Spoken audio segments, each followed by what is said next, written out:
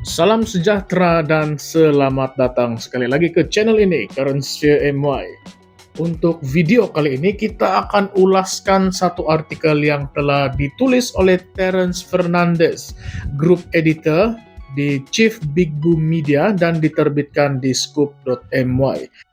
Dan pada video kali ini kita akan ulas dan analisis lanjut berdasarkan tulisan asal beliau. Kontroversi garis panduan baharu, adakah ini akan memecah belahkan rakyat Malaysia? Apa sebenarnya makna menjadi rakyat Malaysia? Adakah kita semakin jauh dari konsep perpaduan yang telah lama kita bina? Isu ini kembali hangat dengan pendedahan bahwa Muslim kini memerlukan kelulusan pihak berkuasa agama sebelum menghadiri majlis perayaan bukan Islam.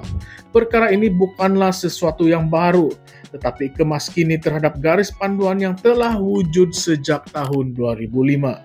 Menimbulkan persoalan besar, adakah langkah ini satu keperluan atau hanya satu lagi percobaan untuk menyempitkan ruang interaksi antara kaum dan agama di negara ini? Garis panduan ini yang dikatakan bertujuan untuk mengawal penglibatan Muslim dalam perayaan bukan Islam telah menimbulkan pelbagai reaksi.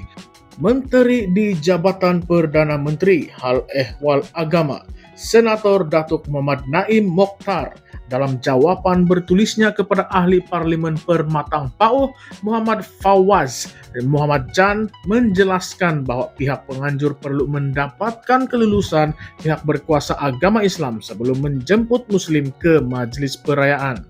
Lebih mengejutkan, syarat ini juga merangkumi majlis pengebumian. Bayangkan situasi di mana seorang Muslim ingin menziarahi kenalan bukan Islam yang meninggal dunia, tetapi terhalang karena tidak mendapatkan kelulusan terlebih dahulu. Dalam masyarakat majmuk seperti Malaysia, di mana hubungan antara kaum dan agama begitu rapat, garis panduan sebegini dilihat sebagai tidak masuk akal. Selain itu, garis panduan baru ini menetapkan beberapa peraturan yang menambahkan lagi kekeliruan dan kekangan kepada masyarakat Muslim. Antaranya, larangan terhadap sebarang ucapan atau aktiviti yang mempromosikan agama lain dalam majlis perayaan bukan Islam. Ini termasuklah ceramah, nyanyian atau penyebaran risalah yang berkaitan dengan agama tertentu. Premis di mana majelis berlangsung juga tidak boleh memaparkan simbol agama bukan Islam. Persoalannya, bagaimana jika majelis diadakan di gereja atau kuil? Adakah patung dewa dan salib perlu ditutupi demi menyesuaikan diri dengan garis panduan ini? Satu lagi syarat kontroversi adalah larangan mengadakan majelis berhampiran dengan masjid, surau, dan tanah perkuburan Islam. Peraturan ini menimbulkan pelbagai persoalan mengenai bagaimana ia akan dikuatkuasakan.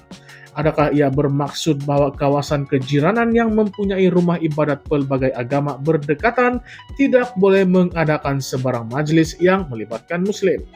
Ini memberi gambaran bahwa perayaan bukan Islam perlu disorokkan daripada masyarakat Muslim.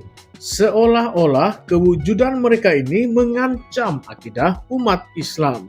Ahli Parlimen Bangi, Syahrezan Johan, memberi amaran bahwa garis panduan ini akan menyukarkan wakil rakyat Muslim menjalankan tugas mereka, terutamanya dalam majlis perayaan yang dianjurkan masyarakat pelbagai kaum. Beliau menegaskan bahwa kehadiran wakil rakyat Muslim dalam majlis bukan bertujuan untuk beribadah, tetapi sekadar memenuhi tanggung jawab kepada rakyat. Ini menimbulkan satu lagi persoalan besar. Adakah pemimpin Muslim, termasuklah Perdana Menteri Datuk Seri Anwar Ibrahim, Timbalan Perdana Menteri Datuk Seri Ahmad Zahid Hamidi, ataupun menteri-menteri lain yang sering menghadiri majlis perayaan perlu mendapatkan kelulusan sebelum hadir ke majlis seperti Deepavali ataupun Tahun Baru Cina? Lebih menarik lagi, garis panduan ini seolah-olah bercanggah dengan tindakan beberapa sultan yang sering menghadiri majlis perayaan kaum lain. Baru-baru ini, Sultan dirakam sedang mengucapkan Gong Si Fa Cai dan turut serta dalam acara Yi Sang untuk menyambut Tahun Baru Cina. Adakah penganjur majlis sebegini perlu mendapatkan kelulusan sebelum menjemput sultan? Jika iya, Ini menimbulkan persoalan besar tentang kuasa sebenar dalam hal ehwal agama Islam di Malaysia. Perlembagaan Malaysia jelas menyatakan bahwa bidang kuasa agama Islam terletak di bawah Majlis Raja-Raja dan bukan di bawah mana-mana kementerian. Maka, adakah garis panduan ini telah mendapat perkenan Raja-Raja Melayu? Jika tidak, adakah ia sebenarnya satu cubaan untuk melangkaui kuasa institusi di raja dalam urusan agama? Disinilah isu ini akan menjadi semakin panas. Adakah garis panduan ini sebahagian daripada usaha menyekat hubungan antara Muslim dan bukan Muslim? Jika benar, apa motif sebenar di sebalik tindakan ini? Adakah ini sebahagian daripada strategi untuk memperketatkan kawalan terhadap umat Islam atau sekadar taktik politik untuk menarik sokongan golongan konservatif? Jika majelis perayaan pun memerlukan kelulusan, apakah lagi yang bakal dikawal selepas ini? Adakah kita sedang menuju ke arah negara yang semakin authoritarian dalam hal agama? Satu lagi persoalan besar ialah bagaimana garis panduan ini akan menjejaskan budaya dan tradisi rakyat Malaysia. Sejak merdeka, Malaysia telah berjaya mengekalkan hubungan baik antara kaum melalui toleransi dan saling menghormati. Rumah terbuka perayaan seperti Hari Raya Deepavali, Tahun Baru Cina, dan Krismas telah menjadi simbol perpaduan negara.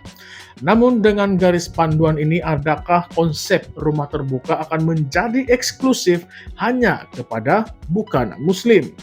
Bagaimana dengan cara tradisi seperti perarakan Taipusam ataupun pesta Tanglung yang sering dihadiri oleh pemimpin Muslim sebagai tanda solidariti? Kesan daripada garis panduan ini bukan sahaja memberi impak kepada rakyat biasa tetapi juga kepada dunia perniagaan. Contohnya sebuah pusat perabot di Oval Damansara mungkin tidak lagi boleh mengadakan tarian singa di premis mereka karena ia berdekatan dengan tanah perkuburan Islam Bukit Kiara. Ini menunjukkan betapa luasnya implikasi garis panduan ini terhadap aspek kehidupan harian rakyat Malaysia. Persoalan terakhir yang paling membimbangkan ialah adakah garis panduan ini akan membawa kepada lebih banyak perpecahan dalam masyarakat. Di saat kita sepatutnya bergerak ke arah perpaduan yang lebih erat, adakah garis panduan seperti ini akan memisahkan lagi rakyat mengikut garis agama dan kaum? Jika perkara ini dibiarkan, tidak mustahil kita akan melihat lebih banyak sekatan terhadap interaksi antara Muslim dan bukan Muslim di masa hadapan. Kesimpulannya, garis panduan ini jelas mengundang persoalan besar tentang kebebasan beragama dan hubungan antara kaum di Malaysia. Jika benar niatnya hanya mengelakkan penyebaran agama lain kepada Muslim, maka persoalan yang lebih besar timbul. Mengapa hanya sekarang ia dikuatkuasakan dengan lebih ketat? Atau adakah ini sebenarnya satu lagi langkah ke arah pemisahan sosial dan politik dalam negara? Apakah pandangan Anda semua? Adakah ini langkah yang baik untuk umat Islam atau sebenarnya satu lagi percubaan untuk memecah belahkan rakyat Malaysia? Kongsikan pendapat Anda di ruangan komen di bawah dan jangan lupa untuk like, share, dan subscribe untuk lebih banyak analisis isu semasa di Current Sphere MY. Sekian sahaja untuk video kali ini. Terima kasih semua.